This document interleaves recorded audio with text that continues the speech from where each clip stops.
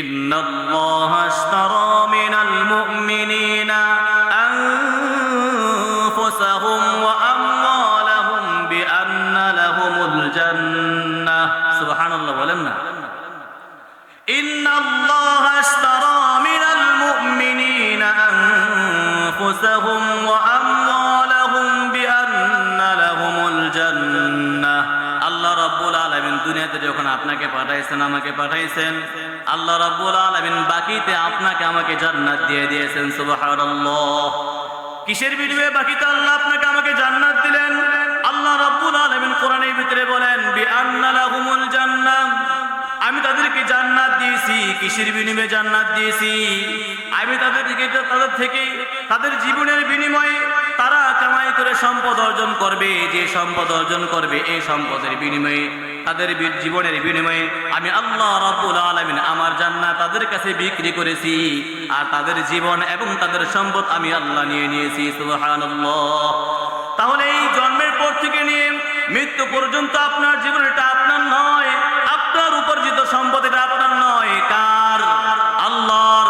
এই আপনার জীবনটা কোন পথে কাটাইতে হবে, আপনার উপার্জিত সম্পদ কোন পথে ব্যয় করতে হবে, এটাও হিসাব করে ব্যয় করতে হবে। আল্লাহ রাব্বুল আলামিন যদিও আপনার সম্পদ আল্লাহ কিনে নিয়েছেন জান্নাতের বিনিময়ে, আল্লাহ যদিও আপনার জীবনটাকে কিনে নিয়েছেন আল্লাহ জান্নাতের বিনিময়ে, কিন্তু আল্লাহ রাব্বুল আলামিন আপনার এই জীবনটাকে, আপনার এই সম্পদটাকে আপনাকে ভোগ করার জন্য দিয়ে দিয়েছেন। সুবহানাল্লাহ। কতটুকু সম্পদ আপনি ভোগ করতে পারবেন, এই জীবনটাকে কোন কোন কাজে আপনি ব্যয় করতে পারবেন, কিভাবে পরিচালনা করতে হবে, আল্লাহ রাব্বুল আলামিন কোরআনের মাধ্যমে গাইডলাইন দিয়ে দিয়েছেন কিনা? কি বলেন, দেন নাই? আপনাকে দুনিয়াতে পাঠাই দিয়েছেন, আর কেমনে কেমনে চলবেন এই বিধান দেন নাই? দিছেন কিনা? দিছেন। তাহলে জীবন কেমনে পরিচালনা করবেন, সম্পদ কিভাবে খরচ করবেন, এটা করতে হবে কিসের ভিত্তিতে?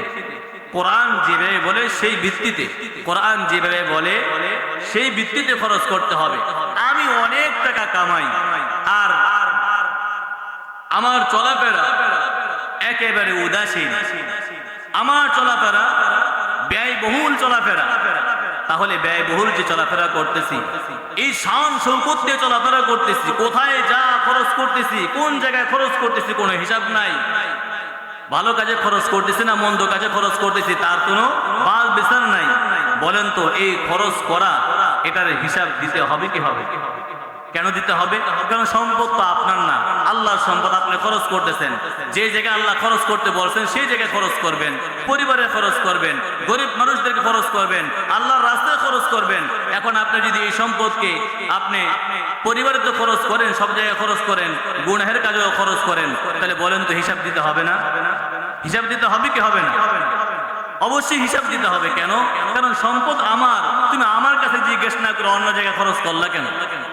আমি তোমাকে খরচ করতে বলছি এই জায়গায়, তুমি এই জায়গায় খরচ করবা, এই জায়গায় খরচ না করে তুমি অন্য জায়গায় খরচ করলা কেন? আমি তো ওই জায়গায় খরচ করতে তোমাকে নিষেধ করেছি, ওই জায়গায় তুমি আমাকে না জায়গায় খরচ করো। আল্লাহ নবী সাল্লাল্লাহু আলাইহি ওয়াসাল্লাম এক হাদিসের ভিতরে বলেন, ইন্নাল আবদা লা ইয়ামালু ফীমা ইয়ারান নাসু আমালা আহলিল জান্নাহ ওয়া ইন্নাহু লামিন আহলিন নার ওয়া ইয়ামালু ফীমা ইয়ারান নাসু আমালা আহলিন নার ওয়া হুয়া মিন আহলিল জান্নাহ ওয়া ইন্নামাল আ'মালু বিখাওয়াতিমিহা আও কামা ক্বালা আলাইহিস সালাতু ওয়াস সালাম। আল্লাহ নবী সাল্লাল্লাহু আলাইহি ওয়াসাল্লাম বলেন, পৃথিবীর বুকে মানুষের মধ্য থেকে এমন কিছু মানুষ আছে যারা জীবনের শুরুটা কেমন হলো, মধ্য জীবন কেমন হলো, এই মধ্য জীবন শুরু জীবন যেহেতু মৌলিক বিষয় নয়, তার জীবনের শেষটা কেমন হলো এটাই যেহেতু মৌলিক বিষয়। এই কারণে আল্লাহ নবী সাল্লাল্লাহু আলাইহি ওয়াসাল্লাম বলেন, আমার উম্মতের মধ্য থেকে এমন অনেক মানুষ আছে যারা এমন এমন কাজ করে যে কাজগুলো দেখে মানুষ মনে করে সে লোকটা জান্নাতি, আসলে সে লোকটা জান্নাতি নয়, জাহান্নামী। আল্লাহ নবী সাল্লাল্লাহু আলাইহি ওয়াসাল্লাম বলেন, আবার আমার উম্মতের মধ্য থেকে এমন এমন এমন অনেক মানুষ আছে যারা এমন এমন কাজ করে যে কাজগুলো দেখে সাধারণ মানুষ তাকে মনে করতে থাকে সে লোকটা জাহান্নামী। আসলে সে লোকটা জাহান্নামী নয়, সে লোকটা জান্নাতি। আল্লাহর নবী সাল্লাল্লাহু আলাইহি ওয়াসাল্লাম বলেন, এই যে একটা মানুষকে তার কর্ম দেখে মানুষ মনে করে সে জান্নাতি, আর আরেকটা মানুষকে তার কর্ম দেখে মানুষ তাকে মনে করে জাহান্নামী। আসলে এই যে মানুষটাকে মনে করে জান্নাতি আবার তাকে মনে করে জাহান্নামী, এই মনে করার কারণ হলো মানুষ তো তাকে ভালো কাজ করতে দেখে। শুরু জীবন অনেক ভালো ছিল, মধ্য জীবন খুব ভালো ছিল, এই ভালো কাজ দেখে মানুষ তাকে মনে করে জান্নাতি। আর শেষ জীবনে এসে মানুষটা খারাপ হয়ে যায়, শেষ জীবনে এসে মানুষের আমল নষ্ট হয়ে যায়, মানুষটা বরবাদ হয়ে যায়, ঈমানটা নষ্ট হয়ে যায়। শুরু জীবন তো খুব ভালো ছিল, ভালো ভালো কাজ করেছে, কিন্তু শেষ জীবনে এসে সব কাজ নষ্ট করে দিয়েছে, তার ঈমানটা নষ্ট করে দিয়েছে, তার পূর্বের সব আমলগুলো নেক আমলগুলো নষ্ট করে দিয়েছে। এই কারণে আল্লাহর নবী সাল্লাল্লাহু আলাইহি ওয়াসাল্লাম বলেন, যে মানুষটা শুরু জীবনে ভালো কাজ করলো, মধ্য জীবনে ভালো কাজ করলো, অন্যান্য সকল মানুষগুলো তার আমল দেখে তাকে জান্নাতি মনে করতে থাকলো, কিন্তু আল্লাহর নবী বলেন ওই লোকটা শেষ জীবনে এসে তার আমলগুলো নষ্ট হওয়ার কারণে, ঈমানটা নষ্ট হওয়ার কারণে তার আমলগুলো বরবাদ হয়ে যায়। এই লোকটা মৃত্যুবরণ করার পরে সাথে সাথে জাহান্নামে চলে যায়, নাউযুবিল্লাহ। আল্লাহর নবী সাল্লাল্লাহু আলাইহি ওয়াসাল্লাম বলেন, আবার আমার উম্মতের মধ্যে এমন এমন অনেক মানুষ আছে যারা শুরু জীবনে গুনাহ করে, শুরু জীবনে তার আমলটা তেমন বেশি ভালো নয়, মধ্য জীবনে তার আমলটা তেমন বেশি ভালো নয়, কিন্তু শেষ জীবনে এসে আল্লাহর কাছে খাঁটি দিলে তওবা করে। কেমন তওবা? এমন তওবা করে তার অতীত জীবনের শুরু জীবনের গুনাহগুলো ক্ষমা হয়ে যায়, তার মধ্য জীবনের গুনাহগুলো ক্ষমা হয়ে যায়। আল্লাহ রাব্বুল আলামিন তার তওবা দেখে তার অনুতপ্তর উপর বিবেচনা করে তার সমস্ত গুনাহগুলো ক্ষমা করে দিয়ে শেষ জীবনে তার ভালো কর্মের দিকে ভিত্তি করে তার মৃত্যুর পরে সাথে সাথে তাকে জান্নাত দিয়ে দেয়। সুবহানাল্লাহ। এটার কারণ আল্লাহর নবী সাল্লাল্লাহু আলাইহি ওয়াসাল্লাম এই হাদিসের শেষ অংশে বলেন, ওয়া ইন্নামাল আ'মালু বিখাওয়াতিমিহা। তোমরা জানো এই যে একটা মানুষ তার জীবন শুরুতে মধ্যখানে অনেক ভালো কাজ করেছে, সকল মানুষ যেই দেখেছে সেই বলেছে লোকটা খুব ভালো মানুষ, জান্নাতি, অথচ সেই লোকটা মৃত্যুর পরে জাহান্নামী। আর আরেকটা লোক সেই শুরু এবং মধ্য জীবনে খারাপ কাজ করেছে, গুনাহ করতে করতে সকল মানুষ মনে করেছে সেই জাহান্নামী, আর এই লোকটা শেষ জীবনে এসে তার মৃত্যুর পরে জান্নাতি। কেন? ওই যে ইন্নামাল আ'মালু বিখাওয়াতিমিহা, আমলের নির্ভর কোথার উপর? জীবনের শেষ পরিণতির উপর। আপনার জীবনের শেষ পরিণতি কেমন? ওই শেষ পরিণতি যদি ভালো হয় তাহলে আপনার আখিরাতের ফলাফলটাও কি হবে? ভালো হবে। আপনার শুরু জীবন কি করেছেন আর মধ্য জীবন কি করেছেন সেটা ধর্তব্য নয় যদি শেষ জীবন খারাপ হয়ে যায়। প্রিয় হাজিরিন, এই কারণেই তো লক্ষাধিক আম্বিয়া কেরাম, লক্ষ লক্ষ সাহাবায়ে কেরাম এবং যুগ শ্রেষ্ঠ আল্লাহ ওয়ালাগণ শুরু জীবন মধ্য জীবন এর তুলনায় শেষ জীবনে এসে ওনারা সর্বোত্তম চেষ্টা করেছেন শেষ জীবনটা যেন নষ্ট না হয়ে যায়, শেষ জীবনটা যেন ভালো হয়ে যায়। আমরা যারা আছি আমাদের জীবনের শুরু আর মধ্য আর শেষ কোনটা আমরা বলতে পারি? আমাদের জীবন তো শুরু আছে, এখন যেহেতু চলতেছে, শুরু হয়েছে জন্মের মাধ্যমে, এখন চলতেছে চলমান। এই জীবনের শেষ কোনটা এটা তো বলা যায় না। বলা যায়? এটা তো বলা যায় না। আল্লাহ বলেন, ইযা জাআ আজালুহুম লা ইস্তাখিরুনা সাআতান ওয়া লা ইস্তাকদিমুন। মানুষের জীবনটা এমন, একটা মানুষের হায়াত এখন চলমান, সে সব কিছু করতেছে, কাজ করতেছে, দুনিয়াদারি করতেছে, তার শরীরে প্রচন্ড শক্তি আছে, হাতে শক্তি আছে, পায়ে শক্তি আছে, সে সব কিছু করতে পারে। আল্লাহ রাব্বুল আলামিন মানুষের হায়াত যেটা দিয়েছেন এটা এমন এক বিচিত্রময় জীবন, কার কখন এই চলমান জীবনটাকে স্তব্ধ করে দেয় এটা কখনো বলা যায় না। কেউ কখনো বলতে পারে না আমার জীবন চলতেছে চলতেছে, কোথায় গিয়ে স্তব্ধ হয়ে যাবে, কোথায় গিয়ে শেষ হয়ে যাবে, এটা কেউ আগে থেকে বলতে পারে না। এই কারণে তো অনেক মানুষকে দেখা যায় অনেক সুন্দর পরিকল্পনা করেছে, মেয়ের বাড়িতে যাবে, জামাইয়ের বাড়িতে যাবে, তালুর বাড়িতে যাবে, বিয়ের বাড়িতে যাবে বেড়াইতে, আত্মীয় স্বজনের যার বাড়িতে যাবে বেড়াইতে। এই কারণে সাজগোজ করে অনেক মার্কেট করে বাড়ির থেকে বের হয়ে রওনা হয়, কিন্তু সে জানতো না রাস্তার ভিতরে প্রতিমধ্যে তার ইন্তেকাল হয়ে যাবে। যদি আগে থেকে জানতো তার ইন্তেকালটা রাস্তার মধ্যে হবে, তাহলে এই সাজগোজ করে আত্মীয় বাড়িতে বের যাওয়ার জন্য বের হয়ে যাইত না। আগে থেকেই মানুষ যদি জানতো তার কিছুক্ষণ পরে ইন্তেকাল হয়ে যাবে, বরঞ্চ সেই যখন জানতে পারতো আগে থেকে ওযু করে সম্পূর্ণ প্রস্তুত হয়ে নামাজে দাঁড়ায় যেত, আল্লাহর কাছে তওবা করতে থাকতো গুনাহ মাফ করার জন্য, ঠিক কিনা? একটা মানুষ না জানার কারণে তার জীবন কখন চলবে, কতক্ষণ পর্যন্ত তার এই জীবনটা চলতে থাকবে, এটা না জানার কারণে সে দুনিয়ার ভিতরে লিপ্ত থাকে, দুনিয়া নিয়ে ব্যস্ত থাকে। অথচ এই ব্যস্ততার ভিতরে হঠাৎ করে তার মৃত্যু তার সাথে সাক্ষাৎ করে, এই সাক্ষাৎ করার মাধ্যমে তার সব ধরনের পরিকল্পনাগুলো ধূলিসাৎ করে দেয়, ওই মুহূর্তের ভিতরে তার জীবনটাকে স্তব্ধ করে দেয়, ঠিক কিনা? এই কারণে আল্লাহ রাব্বুল আলামিন বলেন আল্লাযীনা আমানু ওয়া লাম ইয়ালবিসু ঈমানাহুম বিযুলমিন উলাইকা লাহুমুল আমনু ওয়া হুম মুহতাদুন। দুনিয়ার ভিতরে যে সকল মানুষ, দুনিয়ার ভিতরে যে সকল বান্দা আমার উপরে ঈমান আনবে, আমি আল্লাহকে আল্লাহ বলে স্বীকার করবে, আমি একমাত্র আল্লাহ, আমি আল্লাহ ছাড়া আর কোনো মাবুদ নাই, এই কথা স্বীকৃতি যারা দিবে, আমি আল্লাহ এই কথা স্বীকৃতি দিয়ে আমি আল্লাহ আমার উপরে ঈমান আনার পরে ওয়ালাম ইয়ালবিসু ঈমানাহুম বিযুলমিন উলাইকা লাহুমুল আমনু ওয়া হুম মুহতাদুন, এই কথা স্বীকৃতি দেওয়ার পরে যারা তাদের ঈমানটাকে নিরাপদ রাখবে, কিসের থেকে? শিরকের গুনাহ থেকে নিরাপদ রাখবে, কুফরের গুনাহ থেকে নিরাপদ রাখবে, তারা তাদের ঈমানটাকে নষ্ট হতে দেওয়া থেকে বিরত থাকবে। এই মানুষটা যখন এইভাবে চলতে চলতে মৃত্যু পর্যন্ত এইভাবে চলতে থাকবে, আল্লাহ রাব্বুল আলামিন বলেন আমার এই বান্দাটা দুনিয়া জীবনে নিরাপদ, মৃত্যুর পরে পরকালীন জীবনে নিরাপদ। সুবহানাল্লাহ। এই বান্দাটা কিয়ামত পর্যন্ত এবং মৃত্যু পর্যন্ত হেদায়েতের উপর প্রতিষ্ঠিত, আমি আল্লাহ বলতেছি। সুবহানাল্লাহ। প্রিয় হাজিরিন, আল্লাহ রাব্বুল আলামিন আরেক আয়াতের ভিতরে বলেন ওয়াল্লাযীনা আমানু ওয়া আমিলুস সালিহাতি উলাইকা আসহাবুল জান্নাহ হুম ফিহা খালিদুন। আল্লাহ রাব্বুল আলামিন বলেন ওয়াল্লাযীনা আমানু ওয়া লাম ইয়ালবিসু ঈমানাহুম ওয়াল্লাযীনা আমানু ওয়া আমিলুস সালিহাতি উলাইকা আসহাবুল জান্নাহ।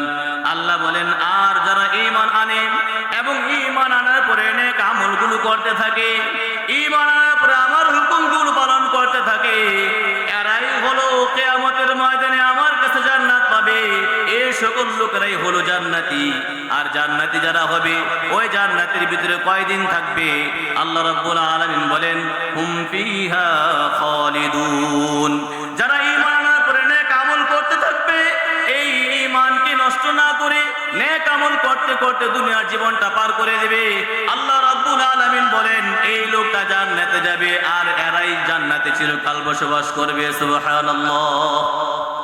তাহলে ঈমান আনার পরে এক তো ঈমানটাকে নষ্ট করতে দেওয়া যাবে না গুনাহে, শিরকের গুনার মাধ্যমে, কবিরার গুনার মাধ্যমে ঈমানটাকে নষ্ট করা যাবে না, ঈমানটাকে নিরাপদ রাখতে হবে। আর আরেকটা হলো ঈমান তো আনছি আল্লাহর উপরে, ঈমান আনার পরে এবার নেক আমল করতে হবে। নেক আমল করে করে যদি আমি জীবনটা পার করতে পারি, আমার জন্য কি রয়েছে? আল্লাহর কাছে জান্নাত, তৈরিকৃত জান্নাত, যে জান্নাত আপনাকে আমাকে দেওয়ার জন্য আল্লাহ আগেই ওয়াদা করেছেন। সুবহানাল্লাহ। মরবেন সাথে সাথে আল্লাহ জান্নাত দিয়ে দিবেন। সুবহানাল্লাহ। প্রিয় হাজিরিন, আল্লাহ রাব্বুল আলামিন এই যে আমাদেরকে জান্নাত দিবেন ওয়াদা করেছেন, এখন জান্নাতে যাওয়ার জন্য কোন কোয়ালিটির ঈমান লাগবে? আমরা তো মনে করি ঈমান তো আনছি, নামাজ তো পড়ি, রোজা তো রাখি, আমি তো ঈমানদার। ঈমান আনছি, রোজা তো রাখি, নামাজ তো পড়ি, কোরআনও পড়ি, তাহলে আমি তো ইমানদার নাকি? কি বলেন? আমরা তো এমনটাই মনে করি। এমনটা মনে করি না? আমরা তো এমনটাই মনে করি, নামাজ পড়লেই বুঝি ইমানদার হওয়া যায়, রোজা রাখলেই বুঝি ইমানদার হওয়া যায়। কি বলেন? আমাদের ধারণা কি এমনটা নয়? এমনটাই তো আমাদের ধারণা। এই কারণেই তো নামাজও পড়ি, রোজাও রাখি, আবার সুদও খাই, অন্যায়ও করি, জুলুমও করি, মিথ্যা কথাও বলি, ধোঁকাবাজিও করি, সব কাজই আমরা করি। করি কি করি? করি কি না? তাহলে আমরা ঈমান তো আনলাম, কিন্তু নামাজ পড়ি, সবকিছু করি, আবার অন্যায়ও করি। এটা কোন পর্যায়ের ঈমান? প্রিয় হাজরিন, আল্লাহ নবী সাল্লাল্লাহু আলাইহি ওয়াসাল্লামের জমানায়ও ঈমানদার ছিল কিনা? আল্লাহ নবী সাল্লাল্লাহু আলাইহি ওয়াসাল্লামের জমানায় ঈমানদার যারা ছিল, তারা কি আমাদের মতো ঈমানদার, না আমাদের থেকে আরো ভালো পর্যায়ের ঈমানদার? কেমন ভালো? সাধারণ ভালো? হ্যাঁ, দুনিয়ার শুরু থেকে নিয়ে শেষ পর্যন্ত এমন ভালো যা আগে কখনো ছিল না, কিয়ামত পর্যন্ত কখনো হবেও না। সুবহানাল্লাহ। এমন ভালো ঈমানদার ওই যুগে নবীর কাছে যারা ঈমান এনেছে, এত ভালো ঈমানদার, এত হাই কোয়ালিটির ঈমানদার, তারপরেও ওই জমানায় হাই কোয়ালিটির মুনাফিক ছিল কিনা? হাই কোয়ালিটির মুনাফিক ছিল কিনা? যেমন হাই কোয়ালিটির ঈমানদার, ওরকম মানের হাই কোয়ালিটির মুনাফিকও কি ছিল? ঈমান আনছে নবীর কাছে, নামাজ পড়ে নবীর পিছে, রোজা রাখে নবীর সাথে, আবার চলাফেরা করে নবীর সাথে, যুদ্ধ করে নবীর সাথে, সবকিছুই তো করে, তারপরেও কেন হাই কোয়ালিটির মুনাফিক? হাই কোয়ালিটির মুনাফিক কেন হলো? তারা তো ঈমান আছে, নামাজ পড়ছে, রোজা রাখছে, মুনাফিক হয়েছে কারণ কি? কারণ মুনাফিক হয়েছে আমাদের মতো চরিত্র হওয়ার কারণে। আমাদের জমানা তো নবী নাই, নবী থাকলেও কিন্তু সবই মুনাফিক। আমাদের জমানা তো নবী নাই, যার কারণে আমরা বাঁচছি তো সবাই কি মুনাফিকের কাতারে চলে যায়। প্রিয় হাজরিন, আল্লাহ কোরআনের ভিতরে বলেন, قالت الأعراب آمنا قل لم تؤمنوا ولكن قولوا أسلمنا ولما يدخل الإيمان في قلوبكم। আরবের লোকেরা নবী সাল্লাল্লাহু আলাইহি ওয়াসাল্লামের কাছে গিয়ে বলে, আমরা ঈমানদার, ঈমান আমরা এনেছি, আমরা আল্লাহকে বিশ্বাস করি, আপনি নবী আপনাকে বিশ্বাস করি। আল্লাহ রাব্বুল আলামিন আয়াত নাযিল করে জানিয়ে দিলেন, মুনাফিক মার্কা ঈমানদার যারা, আল্লাহ রাব্বুল আলামিন জানিয়ে দিলেন তারা বলে, তারা ঈমানদার। আপনি বলেন লাম তুমিনু ওয়ালাকিন কুলু আসলামনা, তোমরা ঈমানদার এটা বলো না, তোমরা বলো আমরা ইসলাম ধর্ম গ্রহণ করেছি, এখনো পর্যন্ত তোমাদের অন্তরে ঈমান প্রবেশ করে নাই। সম্মানিত হাজরিন, আমরাও তো ঈমান এনেছি, ছোটবেলা পড়েছি লা ইলাহা ইল্লাল্লাহ, আমরা পড়েছি আমানতু বিল্লাহ ওয়া মালাইকাতিহি ওয়া কুতুবিহি ওয়া রুসুলিহি ওয়াল ইয়াউমিল আখির ওয়াল কদরি খাইরিহি ওয়া শাররিহি মিনাল্লাহি তাআলা ওয়াল বা'সি বা'দাল মাউত। আমরা কত পড়েছি আমানতু বিল্লাহ, আমি আল্লাহর উপর ঈমান এনেছি, ওয়া মালাইকা ফেরেশতাদের উপর ঈমান এনেছি, ওয়াল কিতাব ওয়া কুতুবিহি আসমানি যত কিতাব আছে কিতাবের উপর ঈমান এনেছি, ওয়া রুসুলিহি আল্লাহ রাব্বুল আলামিন আদম থেকে নিয়ে আমাদের নবী সাল্লাল্লাহু আলাইহি ওয়াসাল্লাম পর্যন্ত যত নবী দুনিয়াতে পাঠাইছেন সব নবীর উপর ঈমান এনেছি, ওয়াল কদরি খাইরিহি ওয়া শাররিহি, আমার তাকদীরে ভালো মন্দ যা কিছু হয় সব কিছু আল্লাহর পক্ষ থেকে হয়, এটা আমি বিশ্বাস করেছি, এই ব্যাপারে আমি ঈমান এনেছি। কি বলেন? আমরা তো এটা পড়ি, মুখস্থ করেছি, কিন্তু এই ব্যাপারে আমাদের ঈমানটা দুর্বল।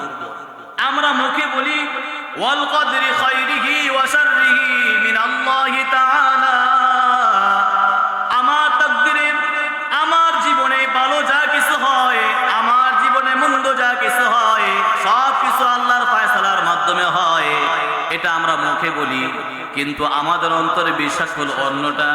যার কারণে যদিও মুখে বলেছি ভালো মন্দ সব কিছু আল্লাহর পক্ষ থেকে হয়, এটা আমি মেনে নিয়েছি, মানার পরেও মুখে মানি, কিন্তু অন্তরে বিশ্বাস আমার অন্যটা।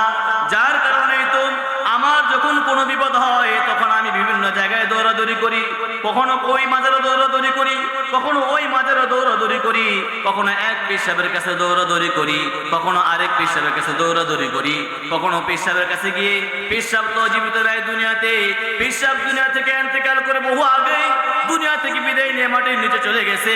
এখন ওই মাজারে গিয়ে আমরা মান্যত করি, আমার পীর সাহেব বাবাজি আমার এই সমস্যা, এই সমস্যা, আমার জীবনের সমস্যা দূর হয় না, আমার পরিবারের এই সমস্যা, আমার সমস্যা যদি দূর হয় আমি আপনার দরবারে একটা গরু দিয়ে দিব, আমি আপনার দরবারে একটা খাসি দিয়ে দিব, আমি আপনার দরবারে 10,000 টাকা দিয়ে দিব। এই ধরনের মান্যত আমরা করি কি করি না? করি। তাহলে কেমনে বিশ্বাস করলাম ওয়াল কদরি খাইরিহি ওয়া শাররিহি মিনাল্লাহি তাআলা? আমি কেমনে বিশ্বাস করলাম আমার জীবনে ভালো মন্দ যা কিছু হয় আল্লাহর পক্ষ থেকে হয়? এটা আমি কেমনে বিশ্বাস করলাম?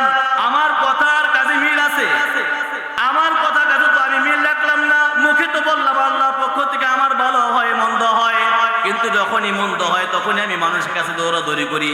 বরঞ্চ আল্লাহ রাব্বুল আলামিন ঈমানদারদের যে গুণ, এই গুণ বর্ণনা করতে গিয়ে বলেন, আল্লাহ রাব্বুল আলামিন বলেন ঈমানদার তো তারাই যারা সুখে দুঃখে সব সময় আল্লাহকে স্মরণ করে। সুবহানাল্লাহ। সুখে দুঃখে সব সময় আল্লাহকে স্মরণ করা, আল্লাহকে ভুলে যায় না। সুখের সময় আল্লাহকে স্মরণ করলাম আর দুঃখের সময় পীর সাহেবের কাছে দৌড়াদৌড়ি করলাম। এটা কেমন ঈমান? এটা কেমন ঈমান? প্রিয় হাজিরিন, আল্লাহ রাব্বুল আলামিন বলেন কোরআনের আরেক জায়গায়, ইন্নাল্লাযীনা ক্বালু রাব্বুনাল্লাহ সুম্মা ইসতাকামু, ইন্নাল্লাযীনা ক্বালু রাব্বুনাল্লাহ সুম্মা ইসতাকামু তাতানাজ্জালু আলাইহিমুল মালায়েকা আল্লা তাখাফু ওয়া লা তাহজানু ওয়া আবশিরু বিল জান্নাতি আল্লাতী কুনতুম তুআদুন। আল্লাহ রাব্বুল আলামিন কোরআনের এই আয়াতে বলেন, ইন্নাল্লাযীনা ক্বালু রাব্বুনাল্লাহ, যে বান্দা বলবে আমার রব আল্লাহ, যে বান্দা বলবে আমার রব আল্লাহ, এই কথা স্বীকৃতি দিয়ে সে অটল থাকবে। কি থাকবে?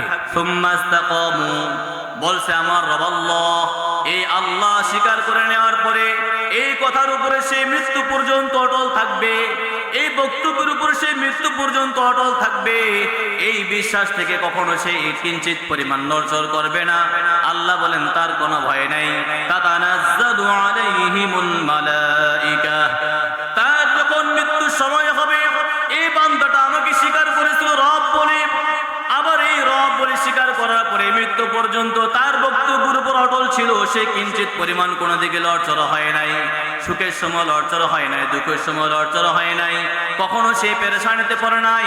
দুঃখের সময় আমাকে সে স্মরণ করেছে, আবার সুখের সময় সে আমাকে স্মরণ করেছে, অন্য কাউকে স্মরণ করে নাই। আল্লাহ রাব্বুল আলামিন বলেন এই বান্দা যখন মৃত্যুর সময় হবে, এই বান্দাটা যখন মৃত্যু সজায় শায়িত হবে, তার কোনো ভয় নাই। আমি আল্লাহ রাব্বুল আলামিন ভিআইপি পারসন পাঠিয়ে দিই তার কাছে। সুবহানাল্লাহ। আমি আল্লাহ রাব্বুল আলামিন বলেন তাতানাজ্জালু আলাইহিমুল মালায়েকাতু আল্লা তাখাফু ওয়া লা তাহজানু ওয়া আবশিরু বিল জান্নাতি আল্লাতী কুনতুম তুআদুন। এই ব্যক্তি যখন বিছনায় শায়িত হয়ে যায়, এই ব্যক্তিটার যখন মৃত্যু সময় হয়ে যায়, আল্লাহ রাব্বুল আলামিন বিশেষ একদল ফেরেশতা পাঠিয়ে দেয়। ওই ফেরেশতা আসমান থেকে নাজিল হতে হতে ওই ব্যক্তিকে বলতে থাকে, বন্ধু তুমি ভয় পেও না, ও ঈমানদার তুমি ভয় পেও না, তোমার কোনো ভয় নাই, টেনশন নাই। এই বান্দার জন্য জান্নাত থেকে খুশবুদার কাপড় নিয়ে আসে, জান্নাত থেকে সুগন্ধি নিয়ে আসে, তার জন্য উপঢৌকন নিয়ে আসে, চতুর্দিক থেকে ঘেরাও করে বসে যায়, তাকে সান্ত্বনা দিতে থাকে তুমি ভয় পেও না, তোমার কোনো ভয় নাই দুনিয়াতে। তুমি যখন মৃত্যুবরণ করবা কবরে তোমার ভয় নাই, তোমাকে যখন মিজানে হাসরের ময়দানে দাঁড় করানো হবে তখনও তোমার কোনো ভয় নাই। আল্লাহ রাব্বুল আলামিন আমাদেরকে তো পাঠাইছেন তোমার কাছে তোমাকে সসম্মানে নিয়ে যাইতে। সুবহানাল্লাহ। এই বান্দার কোনো ভয় নাই। কোন বান্দার? যে বলেছে ইন্নাল্লাযীনা ক্বালু রাব্বুনাল্লাহ, যে বলেছে আমার রব আল্লাহ, এবং এই কথার উপর অটল থেকেছে সব জায়গায়। এই কথার উপর অটল থেকেছে সব জায়গায়। কয় জায়গায়? সব জায়গায়। নাকি কি মসজিদে? মসজিদে, রমজানে, নাকি সব জায়গায়? মানুষের জীবন খালি মসজিদে সীমাবদ্ধ? মানুষের জীবন কি মসজিদে সীমাবদ্ধ? আজান হয়ে গেল, এখন মনে হয় কি এখন শুধু আল্লাহকে স্মরণ করার সময়, বাকি সময় আল্লাহ নাই। এমন ইমানদারের জীবন, ইমানদারের সম্পদ, এটা কি ইমানদারের না আল্লাহ? ইমানদারের না আল্লাহ? কথা বলেন না কেন, বোঝেন না মনে হয়? আপনার আমার জীবন, আপনার আমার সম্পদ, এগুলি কি আপনার না আল্লাহ? আল্লাহর। এটা কেমনে বুঝলেন আল্লাহর? যে আল্লাহ কোরআনের ভিতরে বলেন, ইন্নাল্লাহা আশতারা মিনাল মুমিনিনা আনফুসাহুম ওয়া আমওয়ালাহুম বিআন্না লাহুমুল জান্নাহ। সুবহানাল্লাহ বলেন না? ইন্নাল্লাহা আশতারা মিনাল মুমিনিনা আনফুসাহুম ওয়া আমওয়ালাহুম বিআন্না লাহুমুল জান্নাহ। আল্লাহ রাব্বুল আলামিন দুনিয়াতে যখন আপনাকে পাঠাইছেন, আমাকে পাঠাইছেন, আল্লাহ রাব্বুল আলামিন বাকিতে আপনাকে আমাকে জান্নাত দিয়ে দিয়েছেন। সুবহানাল্লাহ। কিসের বিনিময়ে বাকিতে আল্লাহ আপনাকে আমাকে জান্নাত দিলেন? আল্লাহ রাব্বুল আলামিন কোরআনের ভিতরে বলেন, বিআন্না লাহুমুল জান্নাহ, আমি তাদেরকে জান্নাত দিয়েছি। কিসের বিনিময়ে জান্নাত দিয়েছি? আমি তাদের থেকে তাদের জীবনের বিনিময়ে তারা কামাই করে সম্পদ অর্জন করবে। যে সম্পদ অর্জন করবে, এই সম্পদের বিনিময়ে, তাদের জীবনের বিনিময়ে আমি আল্লাহ রাব্বুল আলামিন আমার জান্নাত তাদের কাছে বিক্রি করেছি। আর তাদের জীবন এবং তাদের সম্পদ আমি আল্লাহ নিয়ে নিয়েছি। সুবহানাল্লাহ। তাহলে এই জন্মের পর থেকে নিয়ে মৃত্যু পর্যন্ত আপনার জীবন, এটা আপনার নয়। আপনার উপার্জিত সম্পদ এটা আপনার নয়। কার? আল্লাহর। এই আপনার জীবনটা কোন পথে কাটাইতে হবে, আপনার উপার্জিত সম্পদ কোন পথে ব্যয় করতে হবে, এটাও হিসাব করে ব্যয় করতে হবে। আল্লাহ রাব্বুল আলামিন যদিও আপনার সম্পদ আল্লাহ কিনে নিয়েছেন জান্নাতের বিনিময়ে, আল্লাহ যদিও আপনার জীবনটাকে কিনে নিয়েছেন আল্লাহ জান্নাতের বিনিময়ে, কিন্তু আল্লাহ রাব্বুল আলামিন আপনার এই জীবনটাকে, আপনার এই সম্পদটাকে আপনাকে ভোগ করার জন্য দিয়ে দিয়েছেন। সুবহানাল্লাহ। কতটুকু সম্পদ আপনি ভোগ করতে পারবেন? এই জীবনটাকে কোন কোন কাজে আপনি ব্যয় করতে পারবেন, কিভাবে পরিচালনা করতে হবে, আল্লাহ রাব্বুল আলামিন কোরআনের মাধ্যমে গাইডলাইন দিয়ে দিয়েছেন কিনা? কি বলেন, দেন নাই? আপনাকে দুনিয়াতে পাঠিয়ে দিয়েছেন, আর কেমনে কেমনে চলবেন এই বিধান দেন নাই? দিছেন কিনা? দিছেন। তাহলে জীবন কেমনে পরিচালনা করবেন, সম্পদ কিভাবে খরচ করবেন, এটা করতে হবে কিসের ভিত্তিতে? কোরআন যেভাবে বলে সেই ভিত্তিতে, কোরআন যেভাবে বলে সেই ভিত্তিতে খরচ করতে হবে। আমি অনেক টাকা কামাই আর আমার চলাফেরা একেবারে উদাসীন, আমার চলাফেরা ব্যয়বহুল চলাফেরা।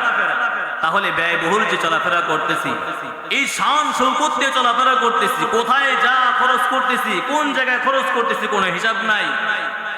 ভালো কাজে খরচ করতেছি না মন্দ কাজে খরচ করতেছি, তার কোনো বাল বিচার নাই। বলেন তো, এই খরচ করা, এটার হিসাব দিতে হবে কি হবে? কেন দিতে হবে? কারণ সম্পদ তো আপনার না, আল্লাহর সম্পদ। আপনি খরচ করতেছেন, যে জায়গায় আল্লাহ খরচ করতে বলছেন সেই জায়গায় খরচ করবেন, পরিবারে খরচ করবেন, গরিব মানুষদেরকে খরচ করবেন, আল্লাহর রাস্তায় খরচ করবেন। এখন আপনি যদি এই সম্পদকে আপনি পরিবারে তো খরচ করেন, সব জায়গায় খরচ করেন, গুনাহের কাজেও খরচ করেন, তাহলে বলেন তো হিসাব দিতে হবে না? হিসাব দিতে হবে কি হবে না? অবশ্যই হিসাব দিতে হবে। কেন? কারণ সম্পদ আমার, তুমি আমার কাছে জিজ্ঞেস না করে অন্য জায়গায় খরচ করলা কেন? আমি তোমাকে খরচ করতে বলছি এই জায়গায়, তুমি এই জায়গায় খরচ করবা, এই জায়গায় খরচ না করে তুমি অন্য জায়গায় খরচ করলা কেন? আমি তো ওই জায়গায় খরচ করতে তোমাকে নিষেধ করেছি, ওই জায়গায় তুমি আমাকে না জায়গায় খরচ করো।